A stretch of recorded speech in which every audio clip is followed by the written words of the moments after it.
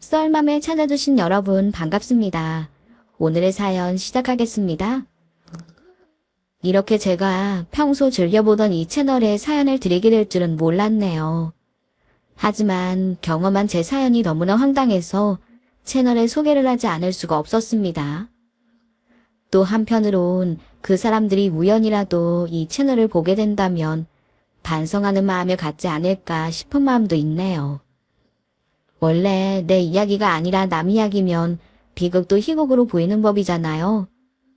여러분들이 제 사연을 듣게 되신다면 어떻게 반응하실지 모르겠지만 적어도 제 선택이 옳았다는 걸 가족이 아닌 다른 사람들에게도 인정받고 싶은 마음도 있습니다. 본래 전 연애는 오케이, 결혼은 노라는 독신주의자였습니다. 결혼 생각이 눈꽃만큼도 없었다고 할 순 없지만 웬만한 남자가 나타나지 않고서는 아마 결혼하고 싶은 마음은 들지 않을 거라고 자신하며 살았어요.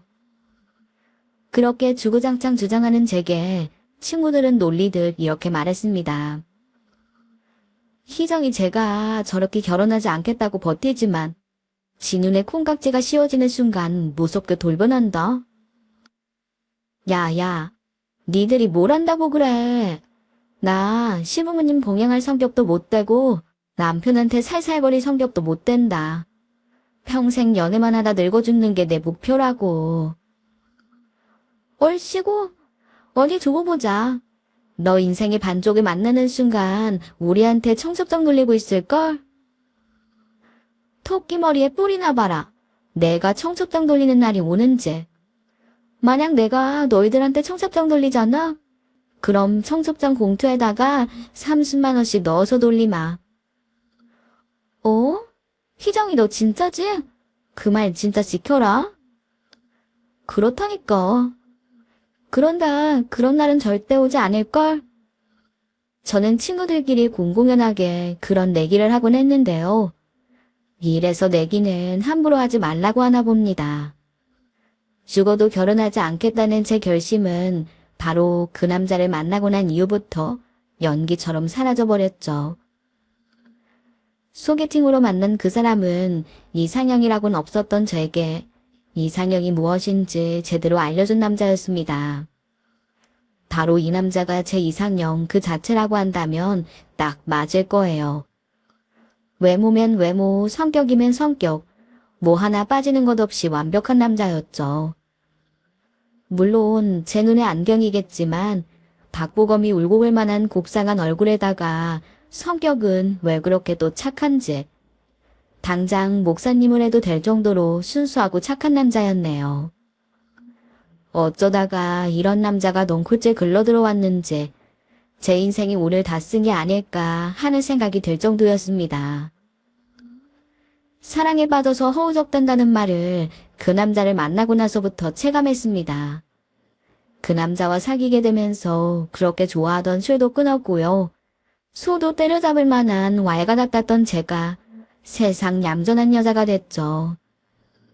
슈리닝에 슬리퍼를 끄는 게 가장 편했었는데 이젠 동네를 나가더라도 살랑살랑한 원피스를 입고 나가야 직성이 풀렸습니다. 갑자기 변한 저를 보고 가족들이 놀랄 정도였으니 이래서 사랑의 힘이 위대하다고들 하나 봅니다. 아무튼 그 남자에게 푹 빠진 저는 최선을 다해서 연애를 했고 이런 남자라면 친구들한테 30만 원이 든 청첩장을 돌리는 한이 있더라도 결혼을 하고 싶다는 생각이 들더라고요. 그런데 딱 하나 마음에 걸리는 게 있었습니다. 그건 바로 남자친구 집안이 떵떵거리는 집안이라는 거였죠. 그렇다고 남자친구 집안이 대단한 고위 공무원 집안도 아니고 재벌집도 아니었지만 남자친구 부모님은 금융회사를 운영할 정도로 능력이 있으신 분들이어서 평범한 저희 집과는 좀 차이가 있다는 걱정이 들더라고요. 그리고 머릿속으로만 그리고 있던 제 걱정은 남자친구 부모님께 처음 인사를 드리러 갔을 때 현실이 되었습니다. 남자친구네 집은 정말 드라마에서나 보던 대골 같은 단독주택이더라고요. 파란 잔디가 쫙 깔린 그림 같은 3층 집이었는데요. 30평 아파트에 사는 저희 집이랑은 완전히 다른 세상 같았어요. 속으론 움찔했지만 그래도 집 한번 보고 기죽는 건 아니란 생각이 들어서 당당하게 남자친구 부모님께 인사를 드렸죠. 처음 뵙겠습니다. 근태 씨랑 만나고 있는 나희정이라고 합니다. 그래요. 반가워요. 어서 와요. 그 자리가 결혼 허락을 받거나 며느리 간택 심사 같은 건 아니어서 크게 부담을 가질 필요는 없었습니다. 하지만 제가 남자친구를 사랑하는 만큼 그 사람의 부모님께 잘 보이고 싶은 마음은 당연히 가지고 있었죠. 그래서 기는 죽지 않되 참한 새색시처럼 얌전을 빼고 있긴 했어요. 그렇지만 저는 남자친구의 어머님이 입가에 띄운 미소와는 다르게 예리한 질문들을 하시는 바람에 식은땀을 꽤나 흘려야만 했습니다. 그래, 희정이라고 했지? 지금 대학교 연구실에서 근무를 하고 있다고 들었어. 내 어머니 미생물 연구를 하고 있습니다. 그런데 그런 분야는 교수나 연구원 아니면 특별히 진출할 곳이 없지 않니? 네? 아, 네. 그렇긴 한데 필요로 하는 것도 은근히 많아요. 그래, 그건 그렇고. 부모님은 뭐 하시지? 네? 아버지는 평범한 직장을 다니시고요. 어머니는 봉사단체에 소속돼서 주로 봉사를 많이 다니십니다. 봉사? 무슨 봉사? 네, 결식 아동들에게 도시락을 전달해주는 일이랑 끼니 거르는 분들에게 식사를 제공해주는 무료 밥차도 운영하고 계세요. 아하, 그래. 좋은 일 하시네. 저희 집안의 호구조사를 다 마친 어머니는 말씀과는 다르게 떨떠름한 표정을 짓고 계셨죠. 그때 딱 알겠더라고요. 집안 수준이 차이가 난다는 건 확실히 문제가 될 수 있다는 것을요. 그날 집으로 돌아오는 발걸음이 얼마나 무거웠는지 모릅니다. 눈치 없는 남자친구는 어디 아프냐는 말로 제 마음을 더 답답하게 만들었죠. 희정아, 왜 그래? 아까 먹은 밥이 소화가 잘 안 돼? 입에 잘 맞지 않았어? 어? 아니, 음식은 맛있게 잘 먹었지. 그런데 왜 이렇게 표정이 좋지 않아? 아까부터 말도 없고. 오빠네 집 원래 이렇게 잘 살았어? 어? 아니. 나 어렸을 적엔 이 정도까진 아니었는데 부모님 사업이 잘 돼서 그냥 돈 걱정 없이 살았지 뭐. 그런데 그건 왜? 왜긴 오빠네 집이랑 우리 집이랑 수준 차이가 너무 나는 것 같아서 그렇지. 그것 때문에 뾰루퉁하고 있었던 거야. 집안 차이가 무슨 문제야. 우리 부모님 그런 거 신경 안 쓰셔. 그러니까 희정이 얼굴 한번 보자고 부르셨지. 그건 오빠 생각이고 어머님이 이런저런 질문을 하시는데 나 얼굴에 화끈거려서 혼났다니까. 그냥 형식적으로 질문하신 거야. 우리 엄마는 내가 선택한 여자면 무조건 괜찮다고 했어. 그러니까 그런 걱정은 하지 않아도 돼. 과연 그럴까? 여자만 아는 촉이라는 게 있잖아요. 분명 제 느낌에는 남자친구 어머니가 절 탐탁지 않게 생각하는 것 같았거든요. 솔직히 남자친구 어머님을 만나기 전까진 저희 집안이 그렇게 수준 낮다고는 생각한 적 없었어요.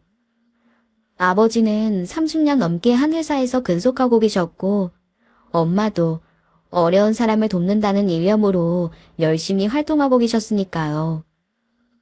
저도 나름 공부를 열심히 해서 대학교 연구실에서 어엿한 연구원으로 근무하고 있는데 어디 가서 명함도 못 내밀 정도는 아니라고 생각했습니다. 그런데 남자친구 집에 다녀온 이후로는 우리 집이 그렇게 초라하게 느껴질 수가 없는 겁니다. 하긴 뭔지는 모르지만 금융회사를 가지고 있는 집안인데 저희 집 같은 집안이 눈에 차겠어요. 남자친구는 절대 아니라고 하지만 전 왠지 이 남자와는 결혼이 쉽지 않을 것 같다는 예감이 들었네요. 아니나 다를까요? 남자친구 어머님이 뜬금없이 제게 연락을 해와서는 식사 한 끼 하자고 하더라고요. 그리고 남자친구에게는 당신과 만난다는 말을 하지 말라는 단서를 하셨습니다. 그때 기분이 쎄하더라고요. 분명 제게 속마음을 말씀하실 거란 생각이 들었어요. 그래도 모르는 척을 하고 한 끼에 수십만 원이 넘는 호텔 레스토랑에서 어머님을 만났습니다. 내가 희정이 너한테 맛있는 거 한번 사주고 싶어서 보자고 했어. 내가 너무 무례한 건 아니지? 네? 아니에요, 어머니. 무례는요. 저야말로 이렇게 불러주셔서 감사하죠. 그래, 그렇게 생각해주면 고맙고. 아들한테 말하면 또 이런저런 잔소리 할까봐 조용히 보자고 했어. 괜찮지? 네, 괜찮아요. 저도 오빠한테 다른 약속이 있다고 말했어요. 그래, 고마워. 그럼 여자 둘이 맛있는 거 실컷 먹자? 네, 감사합니다. 겉으론 아무렇지도 않은 척을 했지만 속으론 불안한 마음이 가득했어요. 언제 어머님이 진짜 목적을 드러내실지 노심초사하고 있었죠. 그리고 식사가 거의 끝날 무렵 와인을 입에 적신 어머님이 드디어 본 목적을 슬그머니 꺼내시더라고요. 희정이 넌 결혼 생각이 있니? 네? 원래는 평생 독신으로 살지 않을까 그렇게 생각했었거든요. 그런데 근태 오빠를 만나고 나서부터 그 생각이 변하더라고요. 이런 남자와 결혼해서 살면 어떨까? 결혼이라는 게 구속이 아니라 행복하지 않을까 그런 마음이 들었어요. 그럼 희정이는 우리 근태랑 결혼하고 싶은 마음이 있다는 거네? 오빠랑 구체적으로 결혼 얘기를 한 건 아니지만 만약 오빠도 저와 결혼할 마음이 있다면 저도 나쁘지 않다고 생각해요. 물론 어른들의 허락도 있어야 하겠지만요. 그래, 희정아. 네 생각은 잘 알겠어. 하지만 결혼은 마음만으로 되는 게 아니야. 막상 결혼을 하려고 하다 보면 현실적인 문제에 부딪히기 마련이지. 젊은 니들이 예쁘게 만나는 건 알겠는데 난 너희들 결혼은 어렵다고 생각해. 네?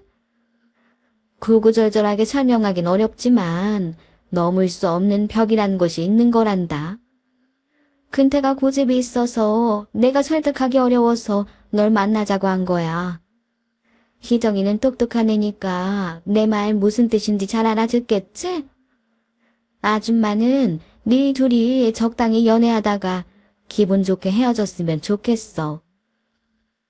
어느 정도 예상은 했지만 막상 입으로 직접 들으니까 심장이 덜컥 내려앉더군요. 웃으면서 부드럽게 말했지만 결국 어머니는 남자친구와 알아서 헤어지라는 말을 하는 거였습니다.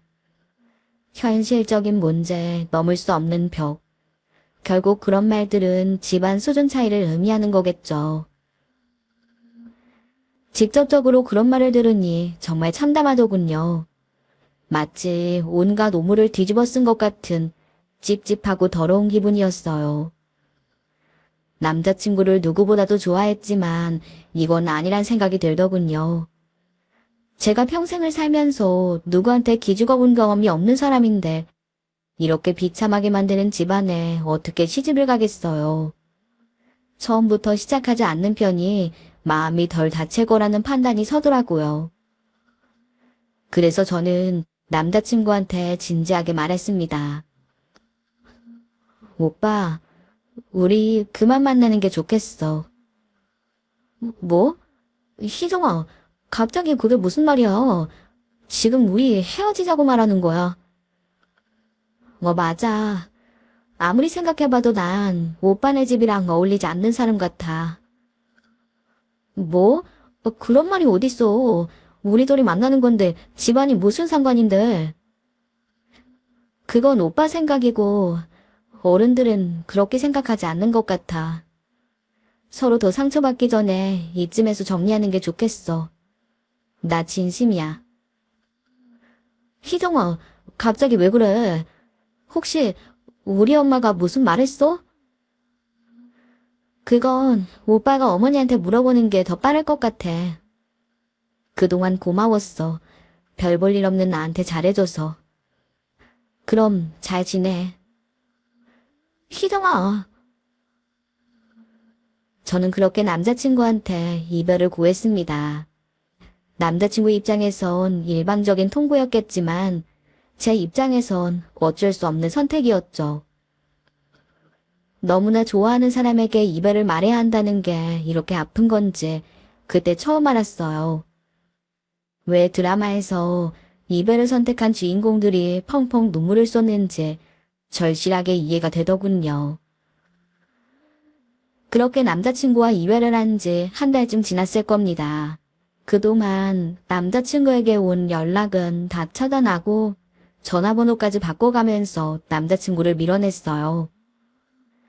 그렇게 남자친구를 잊기 위해 애를 쓰고 있었는데 그 남자가 글쎄 제가 일하는 학교까지 찾아온 게 아니겠습니까? 오빠, 여기까지 웬일이야? 희정아, 이제 걱정하지 않아도 돼. 내가 부모님 설득했어. 이제 우리 마음껏 만나도 된다고. 뭐라고? 그게 무슨 말이야? 그러니까 어머님이 우리 교제를 허락하셨다고? 그렇다니까. 그동안 우리 엄마 때문에 마음고생 심했지. 이제 다 괜찮아. 이제 더 이상 아파하지 않아도 된다고. 오빠. 처음엔 남자친구의 그 말을 믿을 수가 없었습니다. 남자친구 어머님의 뜻이 워낙 완강해 보였기에 더 그랬죠. 하지만 남자친구의 설명을 들어보니까 납득이 되더군요. 남자친구는 저와 헤어질 생각이 절대 없으며 저와 꼭 결혼을 하겠다고 선언했답니다. 제가 아니면 며느리 볼 생각은 평생 하지 말라는 협박 아닌 협박도 했다고요. 그렇게 부모님과 씨름을 한 끝에 겨우 허락을 받을 수 있었다네요. 그리고 전 남자친구 어머님에게 전화를 받게 되었어요. 근태한테 얘기 들었겠지만 자식 이기는 부모가 어디 있겠니. 솔직히 내 기준으로는 희정이 네가 내 며느리감으로 성에 차진 않아. 그렇지만 근태가 너 아니면 절대 안 된다고 저렇게 날 내피니까 나도 어쩔 수 없구나. 내가 두 사람 만나는 거 허락하긴 허락하는데 너도 노력 많이 해야 된다. 그 정도쯤은 너도 해줄 수 있지? 네, 어머니 감사합니다. 저도 어머님한테 부끄럽지 않은 며느리가 될 수 있도록 정말 열심히 노력할게요. 감사합니다. 그래. 나도 희정이 네 말 믿을 테니까 근태 속썩이지 말고 잘 만나. 알았지? 네, 어머니. 어머니의 허락이 마치 세상을 다 얻은 것처럼 기뻤어요. 당시엔 사랑하는 사람을 밀어내지 않아도 된다는 사실 자체가 너무 행복했죠. 저는 너무 기쁜 나머지 속도 없이 저희 부모님께 이 사실을 알렸습니다. 엄마, 아빠, 내 말 좀 들어봐. 아니, 얘가 또 무슨 일이길래 호들갑이니? 글쎄, 근태 오빠 어머님이 허락하셨대. 우리 두 사람 교제하는 거 허락하셨다고. 뭐? 아니, 적당히 만나다가 헤어지라고 했던 양반이 왜 갑자기 마음을 바꿨다니? 오빠가 부모님이랑 단판을 지은 모양이야. 그래서 결국 어머님이 두 손 두 발 다 드셨다잖아. 정말 잘 됐지. 그래, 잘 된 일인지 안 된 일인지 정확히는 모르겠다마는. 엄마, 그게 무슨 소리야. 너무나 잘 된 일이지. 이제 나 오빠랑 결혼할 수도 있다니까? 그래. 그런데 넌 그런 집안에 시집 가는 게 그렇게 좋니? 에이, 누가 뭐 그렇대? 그냥 오빠랑 결혼하는 게 좋다는 거지.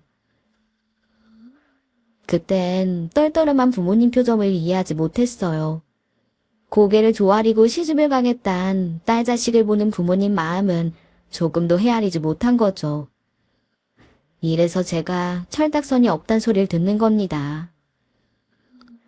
아무튼 전 남자친구와 다시 만날 수 있다는 사실 하나만으로도 충분했습니다. 그리고 얼마 후 우리 두 사람은 결혼을 약속하게 되었네요. 남자친구는 제 앞에 무릎을 꿇고 반지를 내밀며 이렇게 말했습니다. 희정아, 우리가 그동안 아파하고 힘들었던 시간들 평생 잊지 않고 살게. 이제 너한테 행복한 날만 선사하려고 노력할게. 나랑 결혼해 줄래? 남자친구의 청혼을 받는 순간 길가에 종소리가 울려 퍼지면서 온 세상이 아름답게 보이더라고요. 주체할 수 없는 기쁨과 감동 때문에 수도꼭지를 틀어놓은 것처럼 눈물이 쉼없이 쏟아집니다. 전 그렇게 남자친구의 청혼을 받아들이고 그 남자와 평생을 함께하기로 다짐했네요.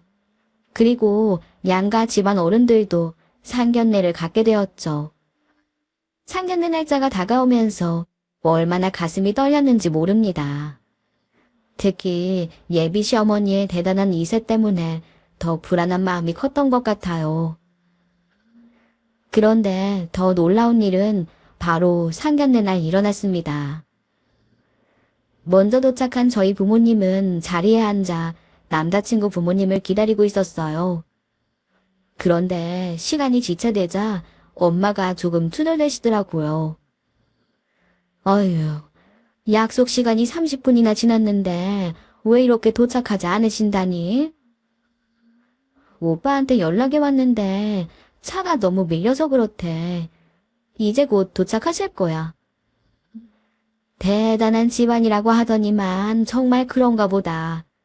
이럴 줄 알았음 우리도 천천히 출발할 걸 그랬어. 아이고 엄마는 참, 또 왜 그래. 괜히 상견례 날 얼굴 붉히지 말고. 알았어 이년아. 넌 벌써 그 집안 며느리가 된 것처럼 굴고 그러니? 누가 그렇대? 엄마는 자꾸 그런다. 그렇게 엄마랑 툭탁대고 있는 사이 남자친구와 부모님이 도착하셨고 서로 고개를 숙이며 인사를 나누셨어요. 안녕하세요. 큰태 엄마 되는 사람입니다. 네, 처음 뵙겠습니다. 희정이 엄마 되는 사람입니다. 그런데 서로 얼굴을 확인한 두 분이 갑자기 눈을 커다랗게 뜨시더라고요. 그리곤 누가 먼저랄 것도 없이 서로를 가리키며 아른 체를 하는 게 아니겠습니까? 어머, 너 혹시 미자 아니니? 박미자? 어? 그럼 너 순이니? 김순이? 희정이 엄마가 바로 너야. 어머, 세상에 어쩜 이런 일이. 미자니가 우리 희정이 시엄마 될 사람이라고? 세상에. 아니 이게 몇 년 만이니? 우리 고등학교 졸업하고 한 번도 못 봤지? 그렇지. 가끔 네 생각했는데 이렇게 만날 줄은 꿈에도 몰랐다 얘. 두 분이 여고 동창생일 줄 누가 알았겠어요. 그 자리에 모인 가족들도 이 상황에 놀라서 한동안 정신을 차릴 수가 없었죠. 두 분 덕분에 상견례장이 동창의 자리로 변해버렸습니다. 긴장감은 온데간데 없이 사라지고 훨씬 부드러운 분위기로 상견례를 시작할 수 있었어요. 하지만 너무 편해진 탓인지 두 어머니가 말씀을 좀 가리지 않고 하시는 게 불안하더라고요. 처음엔 반가운 듯 하하호호 시작한 대화가 점점 분위기가 이상해지는 겁니다. 근데 순이야, 반가운 건 반가운 거고 우리가 지금 사돈 맺게 생겼는데 너 정말 괜찮니? 괜찮냐고? 그럼 안 괜찮을 건 뭐가 있는데? 그러고 보니까 네가 우리 희정이한테 근태랑 그만 만나고 헤어지라고 했다면서? 네 눈에 차지 않는 며느리라고. 어? 뭐 그런 말을 하긴 했지. 근데 너도 생각해봐. 내가 그런 생각이 들지 않겠냐고. 너 솔직히 무슨 봉사단체에서 거지들 밥 퍼주는 일 한다며? 뭐? 얘는 옛날이나 지금이나 막말하는 건 여전하네. 거지들 밥 퍼주는 일이 뭐니? 넌 봉사활동이란 단어도 몰라? 아무튼 너랑 나랑 만난 지가 오래돼서 넌 잘 모르겠지만 우리 이 양반은 금융권에서 아주 오랫동안 몸 담고 산 사람이야. 지금 우리 부부는 공동으로 투자회사도 운영하고 있거든? 그런 우리 집에서 사돈매절 집안을 보지 않을 수 있겠냐고. 너 같으면 안 그러겠어? 내가 솔직히 우리 아들 고집만 아니었음. 솔직히 이 결혼 언감생심 꿈도 못 꾼다 너. 뭐 얘가 지금 무슨 말을 하는 거니? 그럼 뭐 우리 딸은 아무 집에나 시집 보내도 되는 애 같아?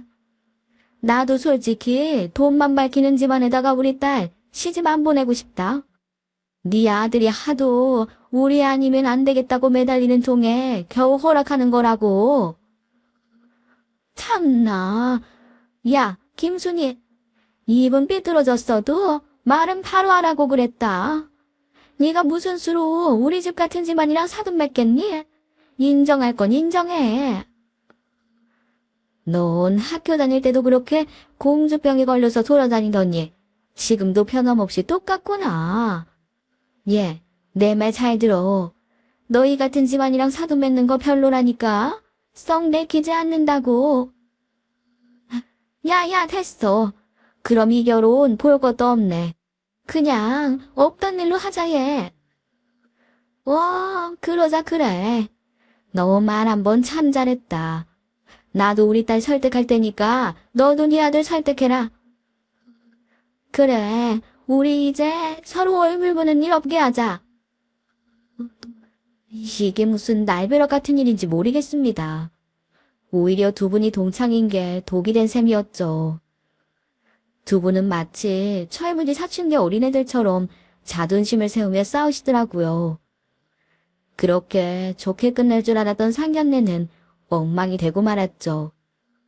아니 엄마, 아무리 그래도 그렇지. 어머님이랑 그렇게 싸우면 어쩌자는 거야. 그럼 미자 걔가 엄마 자존심을 박박 긁는데 참고만 있어?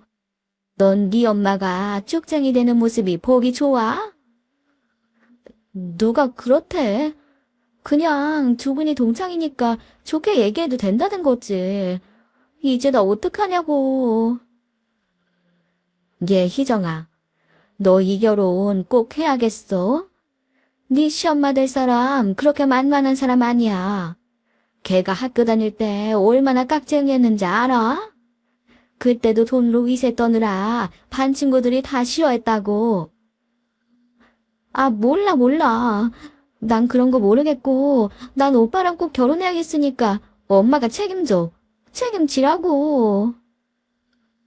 당시 제 눈에는 엄마의 난처한 표정은 보이지 않았어요. 그저 엄마가 제 결혼을 망친 것 같아서 원망스럽기만 했죠. 이 황당한 상황에 엄마도 참 답답했을 겁니다.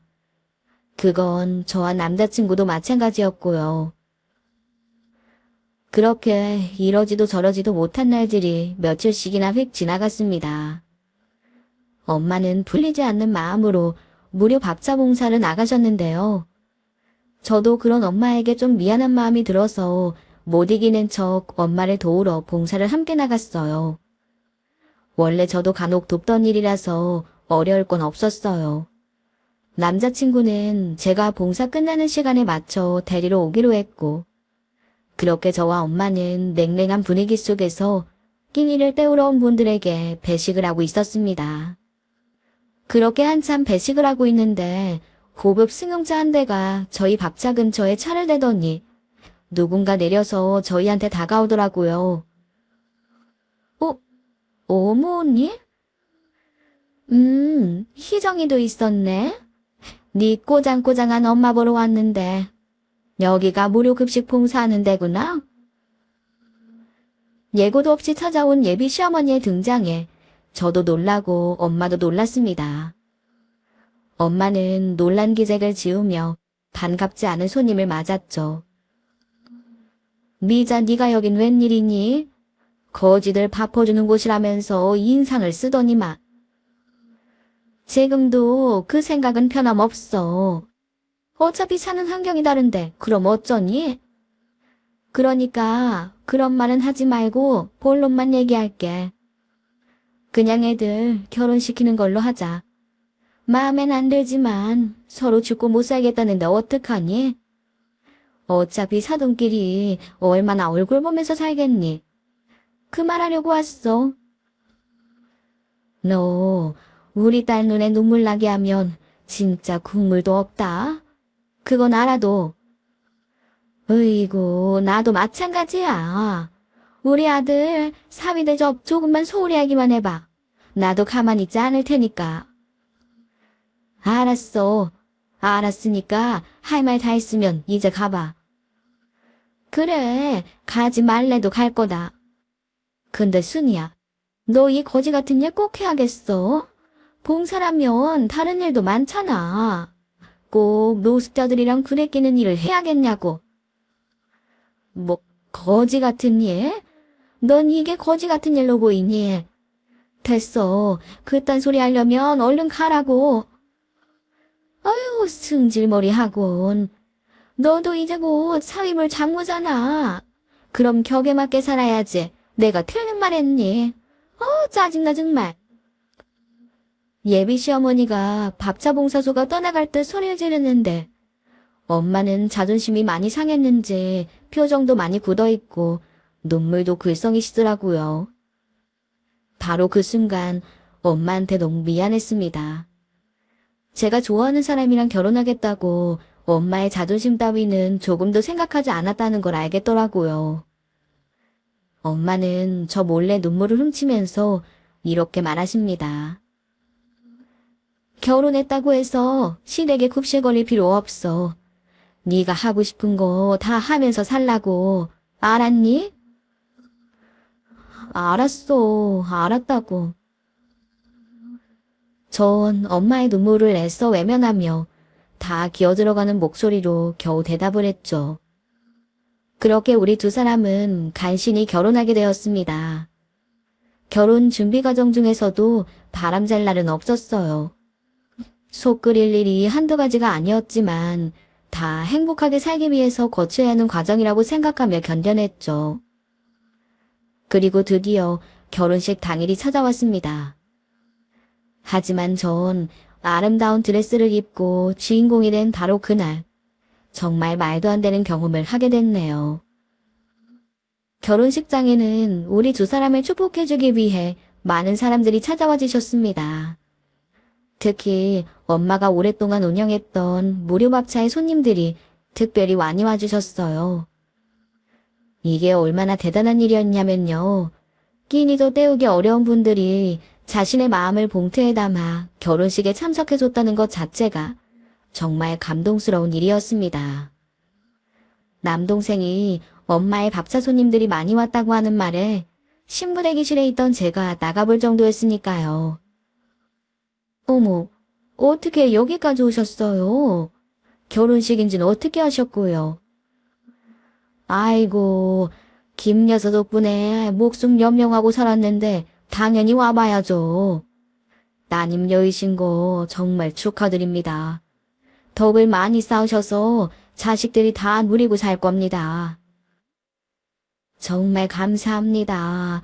아유, 여기까지 다 찾아와 주시고 정말 감사합니다. 엄마는 하루하루 사는 게 힘드신 분들이 자신을 위해 찾아와 주었다는 것에 너무 감격하시더라고요. 그런데 그 광경을 가만히 보고 있던 시어머니가 엄마한테 슬쩍 가더니 못마땅하단 표정을 딱 지으시는 겁니다. 제가 가만히 귀를 기울여 들어보니까 어머니가 엄마한테 잔소리를 하더라고요. 얘, 너 미쳤어. 여기가 어디라고 저런 거짓을 들여? 너 무슨 소리야? 저렇게 어려운 분들이 일부러 찾아와 주셨는데 무슨 말을 그렇게 해? 저 거지들이 네 때 축하해 주려고 왔겠니? 밥 얻어먹으려고 왔겠니? 넌 어쩜 그렇게 생각이 없어? 시끄러워. 내 손님들이니까 넌 신경 꺼. 엄마가 성질을 부린 탓에 엄마의 하객들과 억지로 인사를 한 시어머니는 여전히 불편한 표정을 지우지 않으시더군요. 바로 그때였습니다. 하객으로 온 엄마의 무릎업자 손님 중 하나가 시어머니를 손가락으로 가리키며 이렇게 말하는 게 아니겠어요? 당신 박미자 대표 아니야? 맞지? 내 돈 다 날려먹은 투자회사 대표. 어머, 아닌데요? 사람 잘못 보셨는데요? 잘못 보긴 뭘 잘못 봐. 박미자 대표, 장경철 대표, 맞네 맞아. 나 모르겠어? 당신한테 속아서 회사 다 날려먹고 노숙자 된 고 사장이요. 내 얼굴 진짜 모르겠냐고. 사람 잘못 봤다고요. 아이고 왜 이래요? 이년놈들이 여기 숨어 있었네. 여기 숨어 있었어. 그 소리에 무료밥자 손님들 몇 명이 우르륵 올려와서 시부모님들을 애워싸더군요. 놀란 우리 식구들이 말려봤지만 성난 그들을 막을 수는 없었습니다. 어머 여러분들 대체 왜 이러세요? 이분들은 저희 사돈들인데요. 김 여사님 내 말 좀 들어보세요. 이 사람들 때문에 우리가 다 거지가 됐다고요. 아프리카 금광에 투자한다고 사기를 쳐서는 우리 인생 말아먹은 것들이 바로 이 사람이라고요. 네, 뭐라고요? 말 그대로 결혼식장은 아비기환의 현장이 되고 말았습니다.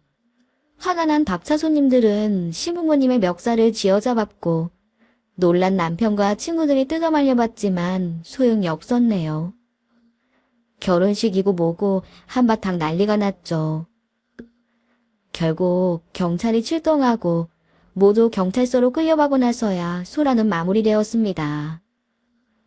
그런데 경찰의 조사에서 나온 진실들은 절 기절하게 만들고도 남았네요. 하객으로 온 밥차 손님들의 난동은 그 이유가 충분했어요. 수년 전 가짜 투자회사를 차린 시부모님은 수백 명의 사람들에게 사기를 치고 잠적했고 그 때문에 많은 사람들이 피해를 입었다는 것이었죠. 그 중엔 전 재산을 날리고 폐인처럼 산 사람들도 많았습니다.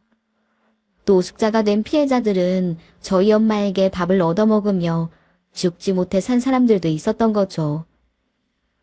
그런 엄마가 너무 고마워 예식에 참석을 했다가 자신들을 나락으로 빠뜨려버린 장본인을 만나게 된 겁니다. 그러니 눈이 돌아갈 수밖에요. 이미 시부모님은 사기범으로 지명수배가 된 상황이었고 버젓이 다른 회사를 차려놓고 또 다른 사기 행각을 벌이던 중 덜미를 잡히게 된 것이었어요. 조사 후 곧바로 구속이 된 시부모님은 철창 신세를 면할 수가 없었습니다. 아무것도 몰랐던 남자친구는 모든 전모를 알게 되면서 망연자실할 수밖에 없었고 저희 가족들 역시 이 상황을 어떻게 해야 할지 갈피를 잡을 수가 없었네요. 희정아, 너무 미안하다. 내가 너한테 할 말이 없어. 난 유학 생활을 하고 있어서 우리 부모님이 이렇게 죄를 많이 짓고 다녔는지 전혀 몰랐어. 이 결혼 내 양심에 찔려서 도저히 하지 못하겠다. 나 용서해, 희정아. 이유가 어쨌든 웨딩드레스까지 입었던 저는 그 남자와 결혼식을 마칠 수가 없게 됐죠. 부모의 잘못이니까 그래도 끝까지 이 남자와 함께하는 게 옳다는 생각도 해봤습니다. 하지만 제 참담한 앞날을 생각하니까 도저히 그럴 수가 없겠더라고요. 그래서 전 결국 그 사람과 이별을 선택했습니다. 제 결혼식에 하객으로 참석했다가 우연히 사기범을 잡게 된 밥사 손님들도 저희 엄마에게 송구스럽단 말을 하시더군요. 김 여사님, 정말 죄송합니다. 본의 아니게 따님 결혼식을 망치게 됐네요. 저희한테 늘 은혜를 베풀어 주셨는데 일을 이렇게 만들어서 정말 면목이 없습니다. 아니에요. 여러분들 아니었다면 제 딸 인생을 망쳤을 겁니다. 오히려 이 결혼 막아주셔서 감사드려요. 엄마의 말도 일리가 있었습니다. 만약 이 결혼이 강행됐다면 저는 사기범 시부모님 덕분에 상상하지도 못한 어려움을 겪을 수도 있었을 겁니다. 평소 엄마의 선행이 제게 복으로 돌아온 것이란 생각이 들었어요. 시부모님이 될 뻔했던 그 사람들은 실형을 선고받고 복역 중인 걸로 알고 있고요. 피해자들의 구제도 조금씩 이뤄지고 있다는 소식을 들었어요. 그분들이 이 사연을 보게 된다면 욕심 때문에 많은 사람들이 상처받고 힘들어하고 있다는 점을 꼭 깨달았으면 좋겠네요. 하지만 지금도 가끔 그 남자 생각이 납니다. 제가 그렇게 좋아하고 사랑한 그 남자를 포기하는 것이 잘못된 선택인지 잘한 선택인지 아직도 헷갈려요. 제 경험담은 여기까지입니다. 여러분들의 한마디가 궁금해집니다. 조언 남겨주시면 새겨듣도록 하겠습니다. 감사합니다. 안녕하세요, 여러분. 저는 서울에 사는 30대 여성입니다.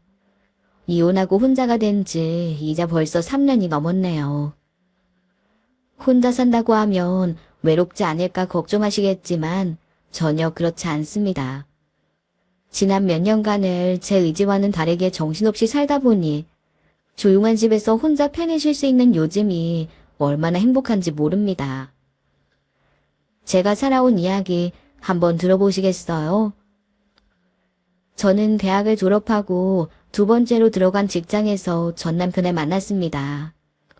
국내 5손가락 안에 들어가는 큰 여행사라 직원도 많고 대우도 좋았지만 그만큼 일이 바빴죠. 저는 연애할 엄두도 내지 못하고 열심히 일만 했어요. 물론 동기들은 아무리 바빠도 다들 사람 만날 시간은 만드는 것 같았지만 사실 저는 따로 결혼 생각이 없었답니다. 거창하게 독신주의자 같은 것은 아니었지만 부모님의 불행한 결혼 생활을 보고 자라서 그런지 반드시 결혼을 해야겠다는 생각은 없었죠. 그렇게 저는 일만 하는 이때를 보냈지만 외롭다는 생각이 전혀 없었고 연애를 하고 싶지도 않았습니다. 그런데 어느 날 경력직으로 들어와 저의 상사가 된 전 남편을 만나고 생각지도 못한 일에 휘말리게 되었어요. 유독 저에게만 친절하고 신경 써주는 그 남자가 부담스러워질 때쯤 그 사람이 제게 본심을 꺼내놓더군요. 은지씨, 만나는 사람 없는 것 같던데 나 어때요? 네? 갑자기 무슨 말씀이세요? 아, 모르는 척하지 말아요. 돌부처도 아니고 회사 사람들 다 눈치챈 내 마음을 은지씨만 모른다는 게 말이 돼요? 저는 아직 누구 만날 생각이 없어서요. 못 들은 걸로 하겠습니다. 분명하게 제 의사를 전달하는 게 같은 회사에서 불편하지 않을 것 같아 최대한 냉정하게 이야기했어요. 남자도 알아들었을 거라 생각했습니다. 그런데 그건 저만의 착각이더군요. 괜히 한번 튕겨보는 것으로 알았는지 그 뒤로 더욱 적극적으로 다가왔죠. 이제는 다른 동료들의 눈치도 보지 않고 초콜릿이며 도넛 같은 간식거리를 저에게만 사다 주었어요. 바쁜 날이면 외근 나갔다 들어오면서 제 도시락만 챙겨오기도 했죠. 동료들의 눈치도 보이고 무엇보다 남자에 대한 호감이 전혀 없는 상태였기에 너무 부담스러웠습니다. 그래서 제 의사를 한 번 더 밝혀야겠다고 결심했죠. 그날도 영화를 보자고 조르는 남자에게 퇴근 후 잠깐 만나자고 했어요. 남자는 영문도 모르며 좋아하더군요. 웃으며 커피숍으로 들어선 남자에게 저는 비장한 얼굴로 말했습니다. 솔직하게 말씀드릴게요. 저는 지금 연애할 생각도 없고 특히 과장님한테는 더욱 관심 없어요. 더 이상 부담 주지 않으셨으면 좋겠습니다. 은주씨, 내가 왜 싫어요? 말해주면 고칠게요. 나는 절대 은주씨 놓치고 싶지 않아요. 아니요. 저는 과장님이 어떤 행동을 하셔도 만날 생각이 없어요. 분명히 말씀드렸으니 제 뜻 아셨을 거라고 생각하고 먼저 일어나겠습니다. 저는 최대한 사무적인 말투로 말하고 먼저 커피숍을 나왔습니다. 이제는 정말 남자도 포기하려니 생각했죠. 그런데 다음날 출근한 저는 황당함에 할 말을 잃어야 했네요. 제 책상 위에 떡하니 꽃바구니가 놓여있고 커다랗게 묶인 리본에는 이렇게 쓰여있더군요. 은주씨 사랑합니다. 결혼해주세요. 제 마음도 모르고 동료들은 신기한 구경거리에 신이 났죠.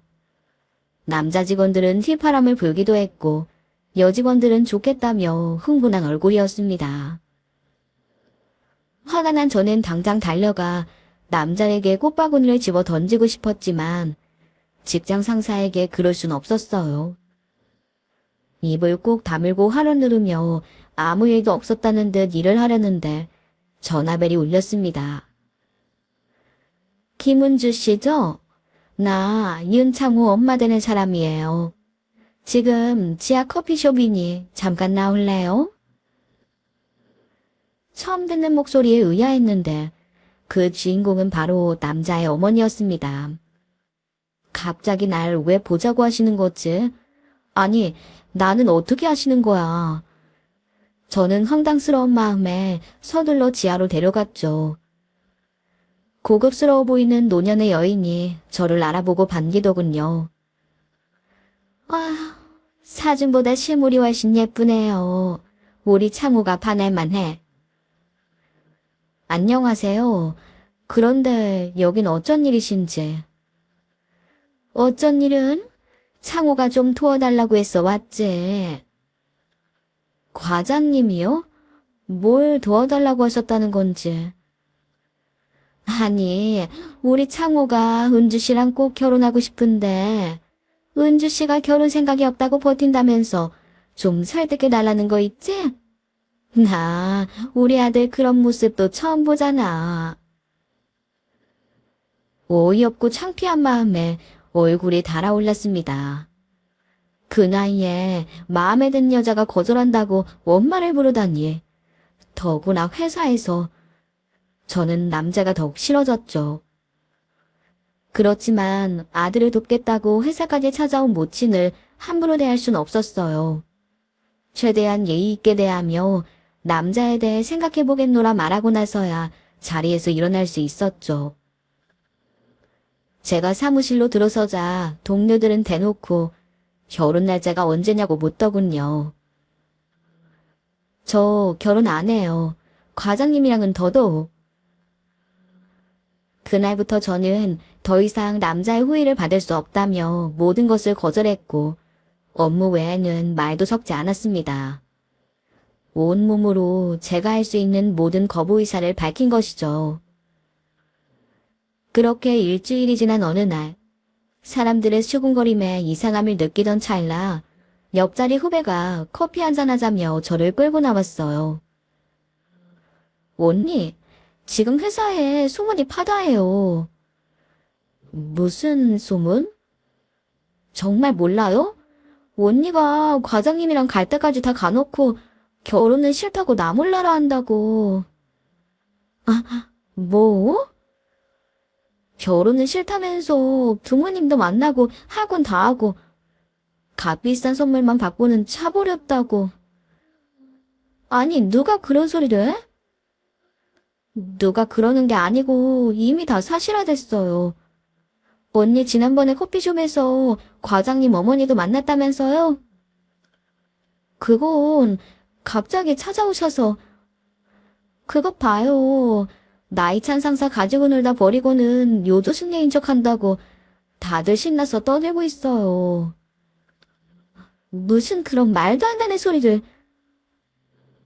너무나 화가 났지만 아니라고 해봐야 저만 더 이상한 꼴이 되는 것 같더군요. 이대로 계속 같이 근무할 자신은 없고 그렇다고 갑자기 회사를 그만두자니 막막했습니다. 저도 이 모든 고민을 저와 가장 친한 입사 동기를 만나 털어놓았죠. 나 미치겠어. 사람들이 이제 나를 아주 꽃뱀으로 보는 것 같아. 내가 과장님 가지고 놀다 버렸다고 대놓고 욕하는 사람들도 있어. 오죽하면 어머니까지 찾아왔겠냐면서. 너 정말 아무 사이도 아니란 거지? 이야기를 듣던 동기는 놀란 표정이더군요. 그걸 말이라고 해? 너 날 그렇게 몰라? 난 결혼 생각 없다고 했잖아. 더구나 과장님하고 전혀 생각 없어. 따로 회사 밖에서 만난 것도 거절하려고 한 번 만난 게 전부야. 억울하겠나. 근데 과장님이 왜 싫어? 사실 그만하면 회사에서도 인정받고 소문으로는 집도 꽤 잘 산다는 것 같던데. 이렇게 된 거 그냥 만나보는 게 어때? 열심히 듣던 동기는 전혀 제 말을 이해하지 못하더군요. 너 여태 뭐 들었어? 난 결혼 생각 없다니까. 그러니까 왜 결혼 생각이 없는데? 솔직히 그만한 남자 거절할 이유가 없잖아. 네가 누구 다른 사람 있는 것도 아니고 너 솔직히 가족도 없이 외롭게 살면서 나 같으면 빨리 결혼하고 싶을 텐데. 과장님이랑 결혼? 상상해본 적도 없단 말이야. 지금부터라도 생각해봐. 이게 다 사실이 아니라고 해도 넌 이미 과장님이랑 갈 때까지 다 간 여자 됐어. 이제 버텨봐야 너 소문만 더 안 좋아져. 다른 거 다 따져봐도 네가 손에 날 건 없으니 과장님 만나봐. 내가 봐도 너를 보는 눈에 꿀이 뚝뚝 떨어지던데. 너 좋다고 그렇게 매달리는 사람이 살면서 몇이나 더 있을 것 같니? 우리 엄마가 그러는데 결혼은 자기 좋다는 사람이랑 해야 되는 거래. 그 후로 저를 보는 회사 사람들마다 제 동기와 같은 소리라더군요. 나중에 알고 보니 소문에 출처도 남자인 듯 했지만 뒤늦게 따져봐야 소용없는 상황이 되었죠. 결국 저는 3개월을 시달리다 남자와 결혼을 하기로 손을 들고 말았습니다. 그렇게 억지로 한 결혼이었지만 결혼 생활은 나쁘지 않았어요. 조바심 내며 쫓아다닌 여자와 결혼해서인지 남편은 저에게 정말 다정했죠. 자기야, 오늘 피곤했지? 얼른 퇴근하자. 집에 가서 내가 안마해줄게. 사람들 보는데 왜 그렇게 불러요? 회사에서는 좀 그러지 말아요. 또 차가운 김은지 씨 말투 나온다. 내 마누라 내 맘대로 부르는데 누가 뭐래. 이제 자기가 내 거라고 생각하니까 너무 좋아서 그래. 철없이 저만 보면 회사에서고 집에서고 웃어대는 남편이 우스웠습니다. 그런데 사람들이 하나같이 정붙이고 살다 보면 괜찮아질 거라더니 정말 남편이 좋아지더군요. 시부모님은 맞벌이가 힘드니 회사를 그만두고 집에서 쉬라고 했지만 저는 더 일하고 싶었습니다. 남편과 같이 다니니 전보다 출퇴근도 편해졌죠. 딱히 이렇다 하게 연애를 하지 못하고 결혼하다 보니 이 기간이 연애처럼 설레기도 하고 즐거웠네요. 남편과 퇴근 후에 외식도 하고 자동차 극장에도 다니며 정말 신혼다운 신혼을 보내게 되었죠. 그렇게 결혼 6개월이 넘어가자 시댁에서는 은근히 아이 이야기를 꺼내셨습니다. 새아기는 아직 소식 없니? 장훈 아이도 있고 혹시 일부러 미루고 그러는 건 아니지? 미루긴요. 은주도 빨리 갖고 싶어요. 때 되면 생기겠죠. 너무 스트레스 주지 마세요. 혹여 제가 불편할까봐 남편이 눈치 빠르게 대답해 주었어요. 그런데 그쯤 되자 저도 슬슬 걱정이 되기 시작했습니다. 안 하면 몰라도 결혼을 했으니 저도 아이 하나는 갖고 싶었거든요. 집에 돌아온 저는 걱정스러운 마음에 남편에게 물었습니다. 우리 정말 병원에 한번 가볼까요? 요즘은 난임이 많다던데 혹시 모르잖아요. 에이, 걱정 마. 우리 결혼한 게 1년이 됐어, 2년이 됐어. 난 아직 자기랑 이렇게 지내는 게 좋아. 혹시 엄마 때문에 스트레스 받았어? 아, 아니요. 그건 아닌데 우리 나이도 있고. 걱정 마. 곧 생기겠지. 일부러 신경 쓰면 더 안 좋다니까 맘 편히 기다려보자. 편하게 말해주는 남편 덕분에 저도 잠시 걱정을 내려놓기로 했죠. 그로부터 한 달쯤 지난 어느 날 갑자기 채기가 느껴지듯 가슴이 답답하더군요. 소화제를 먹으려다 혹시나 싶어 그만두고 매실차를 타 마셨어요. 그 뒤로도 며칠간 계속 오한도 느껴지고 기운도 없는 게 몸이 좋질 않았습니다. 그쯤 되니 기다리던 소식이 온 게 아닌가 싶어 괜히 마음이 설레더군요. 점심을 먹는 동 마는 동 하고 퇴근을 기다리다 서둘러 병원에 갔네요. 산부인과에 온 저는 소변검사와 초음파 검사를 받았습니다. 소변검사는 임신 반응 없고요. 초음파상에도 별다른 소견은 보이질 않아요. 아기 준비하시는 거면 엽산제를 미리 드시는 게 좋아요. 나가서 처방 좀 받아가세요. 알겠습니다. 몇 년을 기다린 것도 아닌데 기대를 해서 그런지 실망이 이만저만이 아니더군요. 임신도 아닌데 요즘 왜 이렇게 피곤하고 기운이 없지? 다른 검사라도 받아봐야 하나? 코 골며 잠이 든 남편 옆에 누워서도 잠 못 들고 뒤척이며 생각에 빠졌습니다. 그날은 쉽게 잠이 오질 않더군요. 잘 먹고 잘 쉬다 보면 좋아지리라 기대했던 몸은 상태가 점점 나빠지기만 했어요. 원인을 알 수 없는 두통이 계속되고 온몸이 천근만근이었죠. 결국 며칠 후 일을 하다 식은땀을 흘리며 쓰러지고 말았습니다. 깜짝 놀란 남편이 저를 업고 회사 근처 응급실에 달려갔죠. 링거를 맞고 깨어난 저에게 남편은 걱정스럽게 말하더군요. 괜찮아? 내가 얼마나 놀랐는 줄 알아. 그렇게 힘들면 휴가를 내지 그랬어. 자기 잠든 사이에 피검사랑 이것저것 했어. 아마 좀 있으면 간단한 결과는 나올 거래. 그렇게 힘든 건 아니었는데 갑자기 그렇게 됐어요. 미안해요. 그래, 좀 더 자. 별 이상 없으면 퇴원해도 된다니까 당분간 병 가내고 좀 쉬자. 결혼 준비하고 맞벌이하고 자기가 너무 힘들었나 봐. 내가 미안해. 남편은 파리한 얼굴로 저를 향해 걱정스러운 표정으로 말하더군요. 혼자 아픈 것보다 가족이 곁을 지켜주니 든든한 마음이 들었죠. 결혼하니 좋구나 생각하며 다시 잠이 들었습니다. 그 후 남편의 강력한 주장으로 저는 3개월간 병가를 내고 집에서 쉬게 되었습니다. 쉬는 동안 한약도 먹어보고 여러 가지 검사를 받아보기도 했지만 원인을 알 수 없는 고통은 계속되기만 했어요. 혼자 고민하던 저는 결국 설마 하는 마음으로 남편과 시댁 몰래 무속인을 찾아갔네요. 사실 저희 친정에는 말 못할 사연이 있었거든요. 저희 외할머니와 친정엄마는 무속인이십니다. 친정엄마는 제가 7살 때 신을 받았는데 그것 때문에 갈등을 겪다 결국 아버지와도 헤어지셨어요. 저는 아버지를 따라 새엄마와 살면서 이복 형제들에게 치이며 자랐습니다. 그러다 제가 고등학교를 졸업하던 해 아버지가 돌아가셨죠.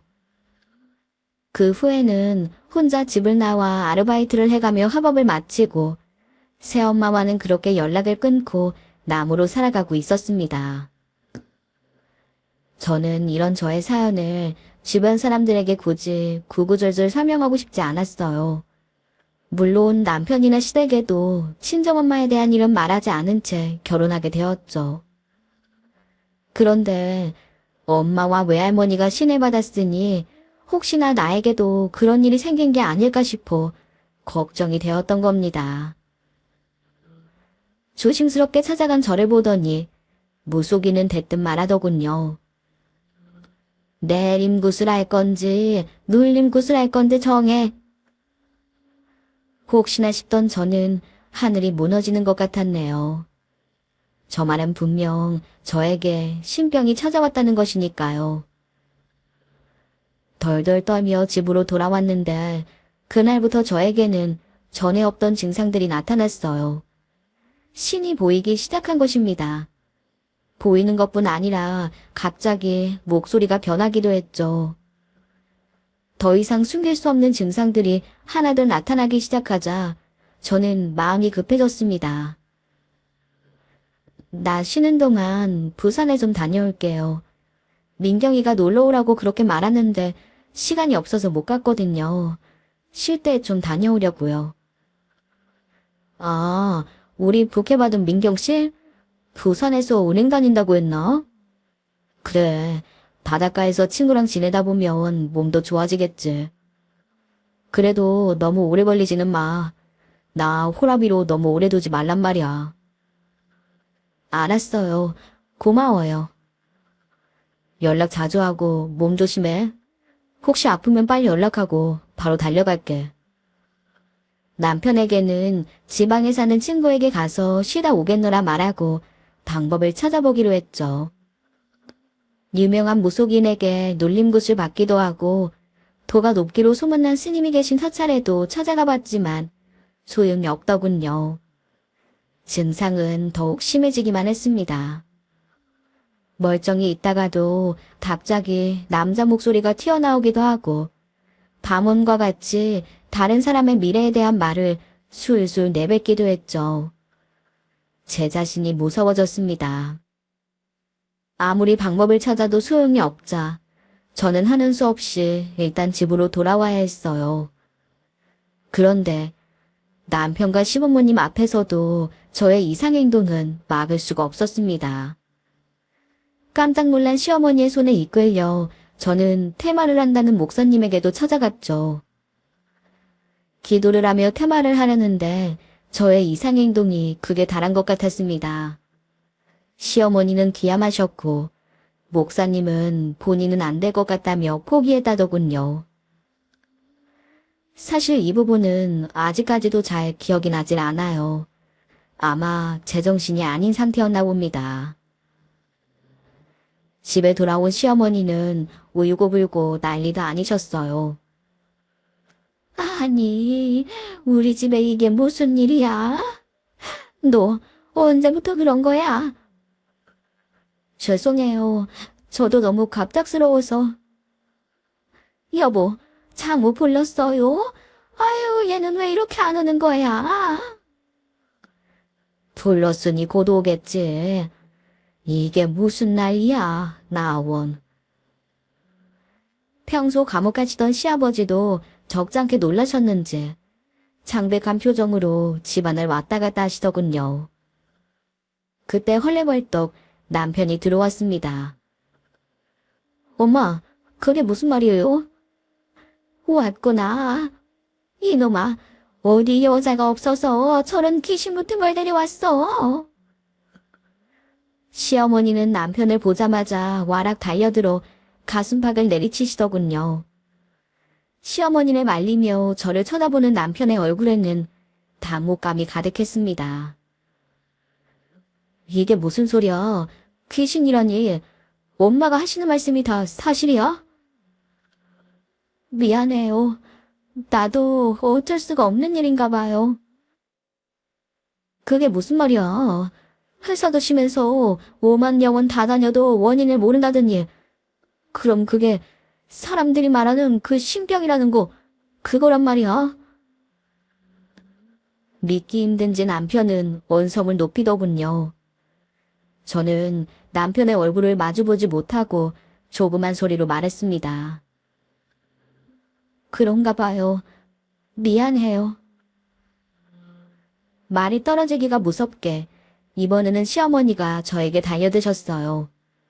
제 멱살을 잡고 마구 흔들며 소리치셨습니다. 미안해? 터즈님이라고 그걸 말이라고 해? 그런 몸이면 결혼을 하질 말았어야지. 누구 집안 말아먹으려고 결혼을 했어? 너 이제 어쩔 거야? 내 아들 신세 망쳐놓고 이제 어쩔 거냐고. 엄마, 그만하세요. 어디 말 좀 들어보게 좀 가만히 계시라고요. 시어머니를 뜯어말린 남편은 저에게 어떻게 된 건지 말해보라며 재촉했습니다. 사실 저희 친정어머니가. 저는 눈물을 흘리며 차마 고개를 들지도 못하고 지난 저의 가정사를 털어놓아야 했습니다. 그런데 이야기를 채 끝내기도 전에 갑자기 눈앞이 번쩍이며 귀가 먹먹해지는 것이 느껴지더군요. 아, 어머니가 결국 내 뺨을 치셨구나 생각하며 고개를 들었는데 시뻘건 얼굴로 씩씩거리며 제 앞에 손을 올리고 서 있는 것은 다름 아닌 남편이었습니다. 너 어떻게 그런 집구석에 대해 한마디도 없이 나랑 결혼까지 했어? 우리 집 복실한 기독교 집안인 거 몰라? 너 나랑 밥 먹을 때 기도하는 거 못 봤어? 어안이 벙벙해진 저는 눈만 끔뻑거릴 뿐 한마디도 할 수가 없었습니다. 분이 덜 풀렸는지 남편의 식탁을 내리치며 소리치더군요. 반반한 얼굴로 꼬리칠 때 알아봤어야 하는 건데 말로는 싫다 싫다면서 눈웃음 지지 흘리는 게 보통이 아니었는데 으이씨 내가 미쳤지. 난 이제 너랑 못 살아. 무서워서 못 살아. 믿었던 남편에게 뺨을 맞은 것도 놀랐는데 억울한 소리까지 들으니 서름이 폭발해 저도 모르게 소리쳤습니다. 그게 무슨 소리예요? 싫다는 사람 억지로 꼭뱀 만들어서 결혼하게 만든 게 누군데 그런 말을 해요. 뭐? 어디 눈을 똑바로 뜨고 뭘 잘했다고 입을 나매버려. 천박한 무당 딸년이 감히 내 아들을 넘보고. 당신 그만해. 더 말할 것도 없어. 부모 잘못 만난 게 어디에 저의 탓이야? 한숨만 쉬시던 시아버지가 나서서 어머니를 말리시고는 계속 침착하게 말씀하시더군요. 그래도 우리 집안에서 무당 며느리를 볼 수는 없다. 장모 작은아버지도 목사고 우리 집안은 네 잘못은 아닌 거 알지만 진정사정을 들었다면 이 결혼은 안 시켰을 거다. 결국 저는 7년 넘게 멀어 혼수로에 간 모든 물건을 그대로 두고 그 집에서 쫓겨나야 했습니다. 물론 위자료 한 푼 없이 맨몸으로 말이죠. 남편이 있는 직장으로 돌아갈 수도 없게 된 저는 가방 하나 딸랑 들고 머릿속에 떠오르는 한 곳으로 발길을 돌려야 했어요. 어릴 때 저를 예뻐해 주셨던 이모가 한 분 계셨죠. 모든 가족과 인연을 끊고 지냈지만 그 이모와는 꾸준히 연락을 주고받았고 결혼 소식도 가장 먼저 전했던 분입니다. 저는 기차를 타고 한참을 달려 이모가 계시는 구미에 도착했어요. 제가 온다는 말에 당연히 남편과 함께할 거라 생각했는지 의아해하셨지만 오랜만에 보는 조카를 반갑게 맞아주시더군요. 저의 행색과 낯빛을 보시고는 아무 말 없이 안아주시고 일단 자라고 자리를 내주셨습니다. 그렇게 한참을 자고 일어난 제게 따뜻한 밥상을 차려주시며 말씀하셨죠. 사람은 다 살게 돼 있어. 막상 닥쳐서는 다시는 못 살 것 같고 오늘이 마지막일 것 같아도 또 꾸역꾸역 밥 먹고 살다 보면 좋은 날도 오는 거야. 저는 수저를 든 채로 눈물을 뚝뚝 흘렸습니다. 마치 제가 겪은 일을 다 보신 듯 이모는 저를 위로해 주시더군요. 밥그릇을 비운 저는 그동안의 사정을 이모에게 덤덤하게 말씀드렸죠. 이모는 놀란 표정으로 저를 보시더니 결국 눈물을 보이시며 입을 떼셨네요. 결국 그렇게 됐구나. 네 어미가 그렇게 맞고 싶어 했는데 결국 그렇게 되고 말았어. 그게 무슨 말이에요, 이모? 엄마가 뭘 막아요? 너 말이야. 은주는 절대로 안 된다고 네 엄마가 얼마나 버티고 버텼는데. 결국 자식 일이 된다고 생각하니 포기하더구나. 이모는 씁쓸한 표정으로 말씀하셨어요. 답답해진 저는 자세히 이야기해달라며 이모를 재촉했습니다. 제가 왜요? 엄마가 뭘 포기해요? 네 할머니가 신당을 차렸으니 동네에서 우린 웃음거리가 되기 일쑤였지. 무당 딸이라고 얼마나 놀림을 당했나 몰라. 학교에서도 아이들이 향냄새가 난다며 우리 옆엔 오지도 않으려 했어. 그 서름을 다 겪었는데 네 엄마가 널 똑같이 무당 딸로 키우고 싶었겠니? 눈물을 한번 훔치고 이모는 말씀을 이어가셨습니다. 결혼하고 널 낳고는 정말 행복했어. 죽기 전까지도 두고두고 자기 인생에서 가장 좋았던 순간은 그때라고 했지. 그런데 네가 6살쯤 됐을 때 갑자기 신경이 찾아온 거야. 하지만 절대 받을 수 없다고 버텼어. 그렇게 아프고 힘들어도 죽으면 죽었지 싫다고 하더구나. 저는 젊은 시절 엄마의 모습이 떠올라 가슴이 먹먹해졌습니다. 떨리는 목소리로 가슴 맺힌 이름을 불러보았죠. 엄마. 그래, 네 엄마가 그렇게 버텼는데 어느 날 네가 그렇게 싫다면 네 딸한테 가겠다는 소리를 들었다는 거야.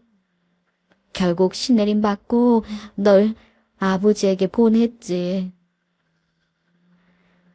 처음 듣는 엄마의 사연에 저는 한참을 오열했습니다. 그렇게 원망하던 엄마의 선택이 결국 저를 위한 것이었더군요. 울음을 멈춘 저는 마음이 한결 편안해짐을 느꼈어요. 이 모든 것이 저의 운명이라면 받아들이기로 했습니다. 저의 결심을 들은 이모는 망설였지만 굳은 의지를 느끼셨는지 결국 도와주기로 마음을 바꾸셨죠. 저는 내린 붓을 받고 결혼할 때 쓰고 남은 돈을 털어 이모 댁에서 멀지 않은 곳에 살 집을 마련했습니다. 그리고 그 집 가까이에 신당을 차리고 기도를 하며 점을 보기 시작했어요. 소문은 삽시간에 퍼져나가 멀리 대구와 안동 등지에서도 저를 찾아오는 사람이 생기기 시작했어요. 혼자서는 일이 벅차 전화로 예약을 받으며 저를 도와줄 사람까지 드리게 되었죠. 그야말로 저희 점집은 문전성시를 이루게 되었고 결국 서울에서도 이름만 대면 알만한 집안 사람들이 돈을 싸들고 와 저를 만나고 싶어 했습니다. 사업하는 사람들, 아픈 가족이 있는 사람들, 정치인까지. 참 다양한 사람들이 복잡한 고민을 안고 살아가더군요. 그들에게 제가 아는 모든 것을 말해주고 있는 힘껏 도와주려고 하다 보니 어느 사이 경제적인 대가도 따라와 주었습니다. 저는 신당을 옮기고 집도 아파트로 이사를 했어요. 여유가 되자 대구 시내에 상가 건물도 하나 사서 월세를 받으며 통장을 불려나갈 수 있었습니다. 그런데 그렇게 점을 본 지 2년이 조금 넘은 어느 날 생각하기도 싫은 두 사람이 나란히 저를 찾아왔습니다. 바로 전 남편과 시어머니였죠. 많은 사람들과 관계를 정리하고 내려왔지만 예전 회사 생활할 때 친하게 지내던 입사 동기 한 명과는 가끔 안부를 주고받았는데요. 아마 그 친구에게 저의 거처를 물어 찾아온 것 같았습니다. 두 사람은 제가 만나주지 않을 거라는 걸 알았는지 예약자 명단에 이름을 올리고 저를 찾아왔어요. 문을 열고 들어서는 시모와 전 남편을 보고 저는 그만 깜짝 놀라고 말았네요. 생각지도 못한 사람들이라 그렇기도 했지만 얼굴이 많이 상해 보이더군요. 여긴 무슨 일이에요?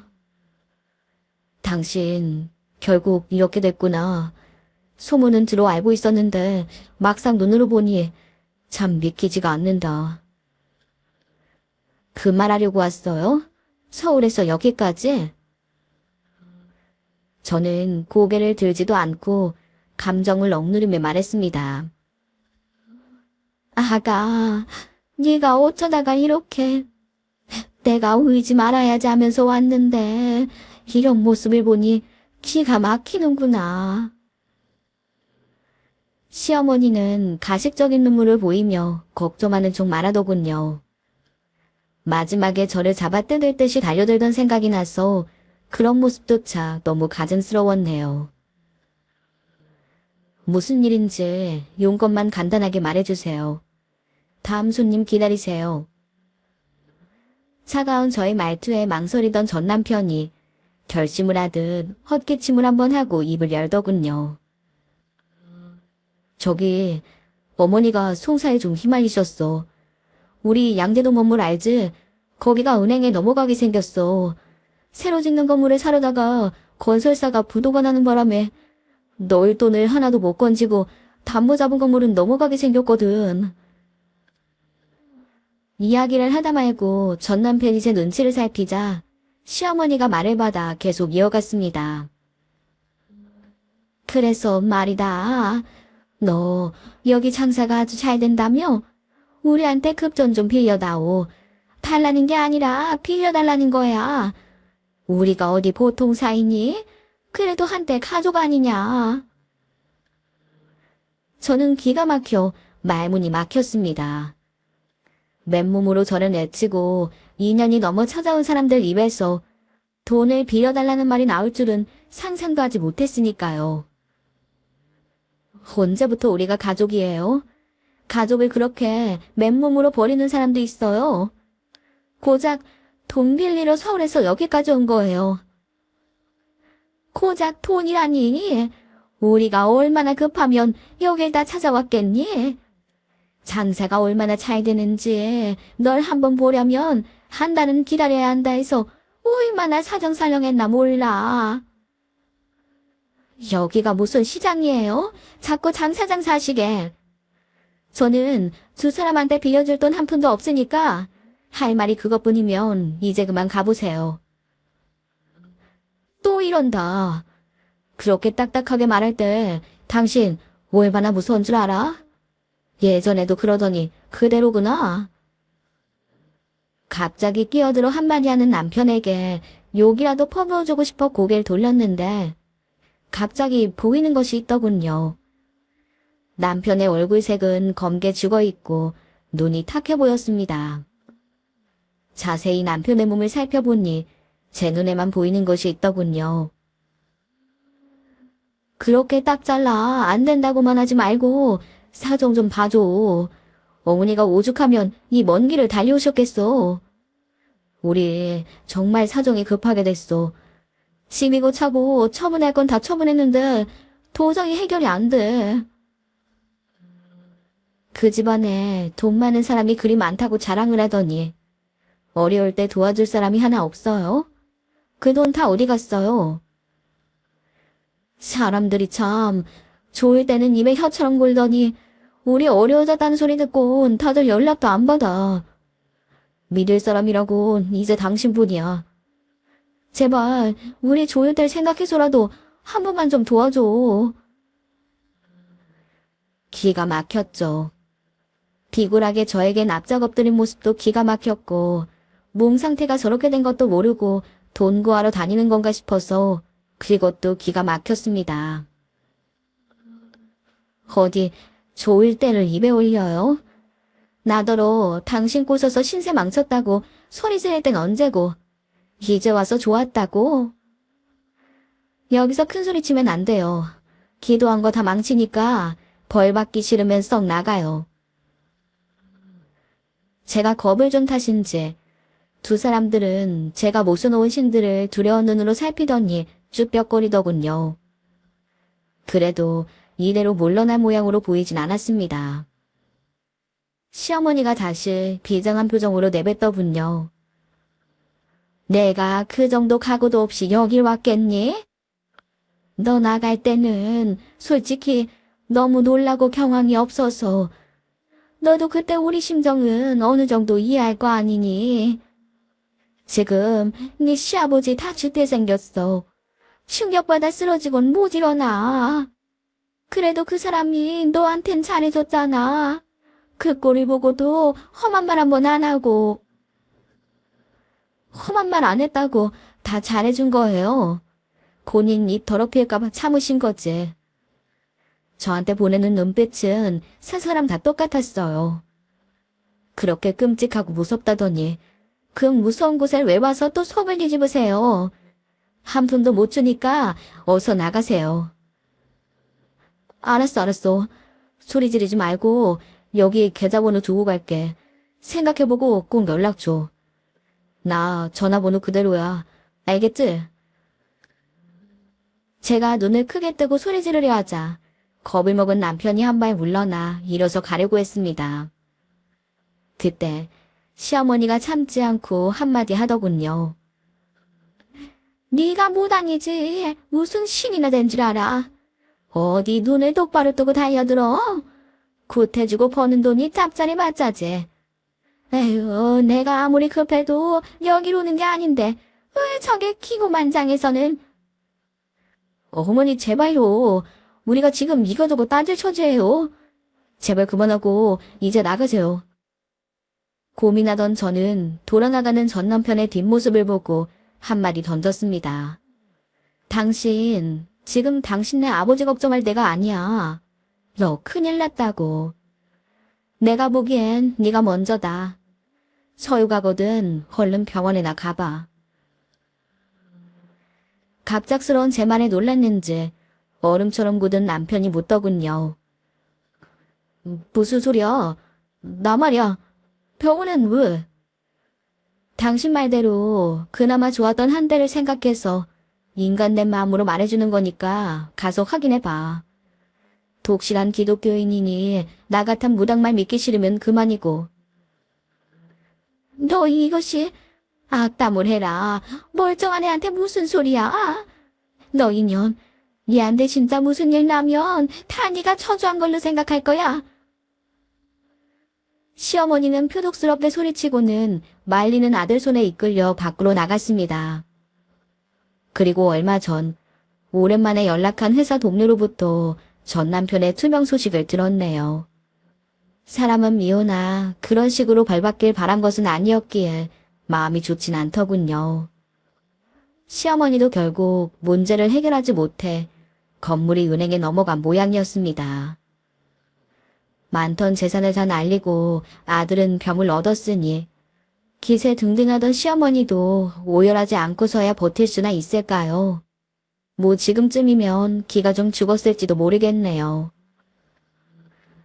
많은 사람들을 만나 고민을 듣다 보니 결국 모든 문제는 사람이 만든다는 것을 알게 되더군요. 몸이 아픈 것도 건강할 때 자신을 방치한 본인 탓이요. 어렵게 모은 재산을 날리는 것도 무리한 욕심을 부린 탓에 얻게 되는 결과라는 것을요. 부디 여러분은 욕심내지 마시고 매일매일에 감사하며 건강 잘 돌보시길 바랍니다. 오늘 저의 이야기는 여기까지입니다. 긴 이야기 들어주셔서 정말 감사합니다. 오늘의 썰맘 사연에 여러분의 소중한 댓글 기다리면서 구독, 좋아요, 공유는 물론 알람 설정도 부탁드립니다. 그럼 오늘도 함께 읽어주셔서 감사합니다.